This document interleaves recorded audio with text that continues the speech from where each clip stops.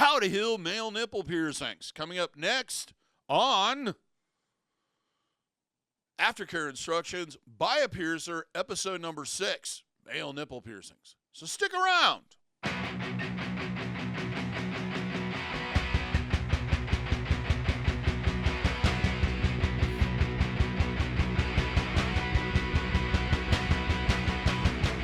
For those who are new to the channel, my name is DaVo. I'm a professional body piercer and have been since 1994. I own and I operate the Axiom Body Piercing Studio located here in Des Moines, Iowa, inside Skin Kitchen Tattoo. So,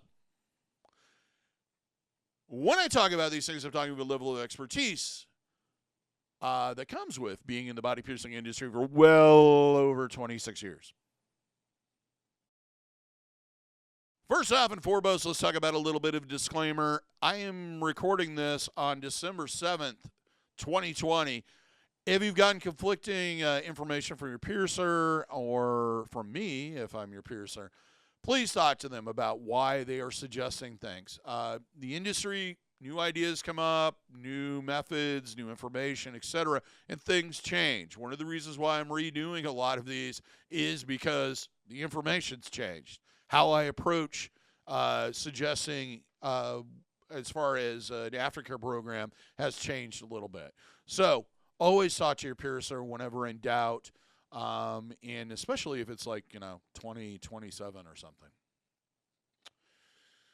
With that out of the way, the first thing is your piercer should have supplied something that looks maybe not like this, but is written instructions in writing, physical thing, explaining how to take care of the piercing. It should include the jewelry size, when it was done, what type of jewelry it is, what the jewelry is made out of, and should have a ton of contact information on it. And it should say who did it. As far as things you need to pick up, the number one thing you want to pick up is this stuff. If your piercer does handle it, it's really easy. It's Nail Meds Sterile Saline Piercing Aftercare Spray. If they do not have this, or you cannot find this, because it's a little bit more difficult to find, it's more unicorn-like, an alternative option would be Nail Meds Wound Wash. This stuff you can find at most larger department stores, pharmacies, etc. Any place that has kind of a first aid section is going to have this stuff. It's also great to have around the house. It has a shelf life of 3 years. It is sterile. It's good for cleaning scrapes, bruises, what have you. You may, if you can't find this brand, Nail Med, what you want to look for mainly is that it is sterile saline solution and it is 0.9% saline or sodium. It should not have any other additives other than water. That's it. It should be salt and water, saline, nothing else. Now, let's talk about basic cleaning. What you do is, of course, first off, wash your hands like you always should before you're coming in contact with the piercing. If you're using this stuff, it comes out in a mist, the piercing aftercare stuff. Comes out in a mist. So you just spray that directly onto the piercing. Let it stay in contact for about 5 minutes to the point where it kind of melts away any discharge, and then just wipe off any excess with a clean paper towel or a sterile piece of gauze sponge. If you're getting ready to get in the shower, just rinse it under running water. If you're using the wound stuff that comes out in a stream and could probably hit a grown man at 30 paces, and take an eye out possibly. This stuff you want to apply to a clean paper towel or sterile piece of gauze sponge and then use it like a compress against the nipple piercing and let it stay in contact for about 5 to 10 minutes. Rinse off or wipe it clean the same way. The reason being is that the spray isn't going to feel great and it's going to make a huge mess. It's just easier to do compresses. Back in the day, we used to tell people to do soaks. You could technically do that with this, but it's going to be a lot more complicated. With those, you do want to use disposable glasses or cups. Just fill it up with enough to cover the piercing, and you could probably do soaks very easily. But that's the other method. Mainly, just clean the area with saline twice daily. Next thing I'm going to talk about is cross-contamination prevention. Common sense stuff Mom or dad should have taught you. Wash your hands before you handle it. Try to handle it by the ends whenever possible. The only 2 times you should have contact with the piercing is when you're cleaning with the saline and when you're checking the tightness of the ends. If you've been pierced with a barbell, which hopefully you have been, you do want to check the tightness of the balls on a regular basis. They can come unscrewed, just rubbing against clothing and bedding. They usually fall off at the worst possible time and land in the most disgusting thing near you. So always check them a couple times a week just to be on the safe side. No oral contact or exchange of bodily fluids on you around the piercing. That does include your own saliva. Don't lick your fingers and clean things. That's disgusting. And that is through the whole healing period. Keep your partners away from the piercing, both with their hands in their mouths. They need to have no contact while the piercing is healing. Keep your environment clean. Clothing, bedding, towels, anything that may come in contact with the piercing during the healing process. A way to get around constantly changing your sheets would you can put on a clean t-shirt before you go to bed just to be on the safe side. Usually that'll get you away from having to change the sheets and beddings and towel or comforter and everything else every single night. Keep pets away from it. Do not let them sleep in the bed with you. They're just germ magnets. Do not submerge the piercing in bodies of water you can't control the quality of. Now let's think about that. What are the bodies of water that you can't control? Swimming pools, hot tubs, ocean, river, lake, pond, stream, creek, puddle of water at Walmart, plastic pool that you have in the backyard. No swimming until the piercing is healed. Now, after the piercing heals, it shouldn't be an issue to swim. There is nothing you can use to cover the piercing that's going to magically keep those contaminants from getting into it. The piercing is an open wound, meaning that if you're in a body of water that's full of microorganisms, which all natural waters definitely are, most pools definitely are, and hot tubs, without a doubt, are going to have a ton of them, those microorganisms could work their way into the piercing and cause an infection. So no swimming until it's healed. Nope, can't do it. Do not sleep on the piercings. Make sure you're sleeping on your side or your back. I don't care how good it feels or how it doesn't hurt at all. You do want to avoid sleeping on them. The constant rubbing and agitation will cause migration, rejection, and those dreaded bumps. So leave the piercing alone. Leave it isolated. Keep things away from it. Clothing-wise, anything like suspenders or anything that hangs down, backpacks, etc., I would suggest avoiding until it's completely healed. The other thing is what I learned during my healing of nipples is if you have a shirt with any type of pocket, do not put things in the pocket. That constant banging and pressure is not going to feel good, and it could possibly lead to issues. Now, do not use hydrogen peroxide, rubbing alcohol, hibiclins, betadine, antibacterial liquids, soaps, etc. on the piercing at all. If you contaminate the piercing, it is not an issue to clean the area with a mild antibacterial liquid soap immediately after you do it. Basically, to do so, you first off rinse off the area, take the soap, squirt out a pearl drop in the palm of your hand, lather it up well so you're diluting it, and apply it to the piercing area. Let it stay in contact for 30 seconds. Rinse under running water. As far as the soap, I'd said don't use antibacterial soap, but in this case, it's okay. You want something that doesn't have any moisturizers, fragrances, or rubbing alcohol, or moisturizers, fragrances, or anything that may agitate the piercing. If you have any allergic reactions to any type of products, fragrances, etc., make sure you look on the back to make sure there's nothing in there that you may be allergic to. Now, the only time you need to do that or clean it would be if you know for a fact it's been contaminated. Otherwise, I do not suggest daily cleaning in the shower with antibacterial soap anymore. Do not use it. The other things you don't want to use are antibacterial ointments, creams, or salves, things like bacitracin, zinc, neosporin, and etc. A big one that I hear all the time, and I've never understood why people use it on piercings in the first place, is Bactine. Do not use Bactine. It is not, it's too harsh, it's going to cause issues, and it's going to cause problems. Another thing with abuse, do not move or rotate the jewelry. There's absolutely no reason to do that. It's just going to increase the likelihood of infection by overhandling the jewelry. It's also going to lead to the possibility of breaking loose new skin growth and prolonging your healing period.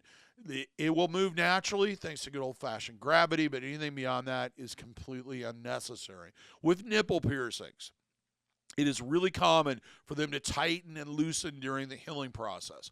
Generally, this is a good sign because it means that your body is growing that tissue. When it originally forms, it can be very tight, and then as it produces more tissue, it'll loosen up. It does the same thing during the seasoning period when it produces more tissue. Do not force it. It is not important that that jewelry moves. It should be fine. One of the other questions we generally get asked is, how long should I clean it? You should clean it with the saline twice daily for at least the next 6 months, or until you stop seeing the discharge collecting and depositing on the jewelry, and those piercing holes will start to turn inward. If it seems healed, not sure, contact your piercer. Have them take a look at it. I know with COVID, it's kind of difficult to access your piercer. You can't just simply stop by the studio in most cases, but they generally have something set up to do appointments for consultations or something where you can go see them and they can go, yeah, you did a great job, or it's going to take a couple more weeks. Jewelry, leave that piece in until it heals. After it heals, you can remove it and replace it with another piece. However, you do want to leave something in it at all times indefinitely. Nipple piercings close very rapidly. I don't really advise leaving them empty for any extended period of time. I've had clients that have had them for 5-10 years, took them out for a couple hours for a medical procedure or what have you, and had problems getting them back in. It's usually best to just keep something in it. As far as jewelry styles, barbells, standard, straight, are your best option. They're the easiest. They take up the least amount of room. They're less prone to getting caught on things, etc. If you are going to go with circular jewelry, like rings or circular barbells, the biggest thing you need to consider is it needs to be oversized. And I really, really suggest that you see your piercer and have them size it for you. In most cases, 1/4 of an inch or 1/8 of an inch larger than the amount of tissue we go through is pretty much the standard. And the reason why is we want to keep that area that's inside the piercing as flat as possible. We don't want to create a curvature that's really, really tight because it can cause issues even in a healed piercing, including bumps, the piercing rejecting or migrating, and other issues. It'll be just damn uncomfortable in most cases. So that piercing jewelry needs to be large enough and flat enough to allow the piercing to comfortably, to wear the jewelry comfortably. Now, curved barbells. There is no reason, there is no reason to wear curved barbells. Do not wear them. They are completely useless. All they do is flip-flop back and forth. They're uncomfortable, either standard straight or something circular. And something circular should only be worn after the piercing is well healed. The longer you wait to switch to those, the better. And the thing is that once you switch to that ring, you're going to realize that it gets a lot more contact. It's a lot more prone to catching on things, and you have to be a little bit more careful about that. What should you do if you think you have an infection? Two worst things you can do, well, first and foremost, contact your piercer or your doctor, a professional medical person, even a PA or a nurse, somebody that does medicine for a living, or your piercer. The two worst things you can do is put off getting taken care of because it's just going to get worse. Possibly turn systematic and spread and be much more difficult to correct the longer you put off getting it taken care of. I get a lot of emails, a lot of comments, etc. from people, viewers, and they're like, well, this started up a month and a half ago. Don't wait that long to get it resolved. Go see them immediately.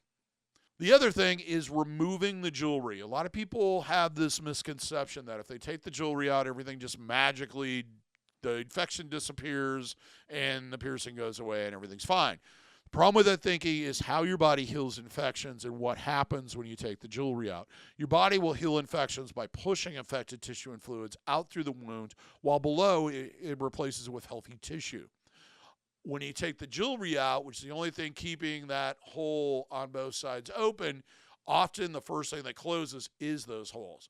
So there's always a possibility that it will trap the infected tissue and fluids inside your body, leading to your body needing to isolate it. Usually does that by forming a cyst or an abscess and then slowly, often painfully, pushing it to the surface. Anybody that's had an infection and an abscess or a cyst knows what I'm talking about. They do not feel good. If you leave the jewelry in, it allows a drainage point for that infection, and it usually makes it a little bit more treatable. So what can you normally expect in the days following getting a piercing? Nipple piercing. You're probably going to see redness, discolorization, heat, tenderness to touch, inflammation, swelling, and maybe some slight bleeding anywhere from 3 to 5 days. This is a reaction to the trauma of the piercing itself. It is just normal. It's as your body starts to kind of accept the piercing and get over that initial trauma and repair tissue to the point, and also sealing up that wound so that you don't get an infection. The bleeding happens because you have an open wound on your body. It's not uncommon for it to bleed a little bit. Most people don't even notice it. It's usually maybe heavier the day of or heavier the day after.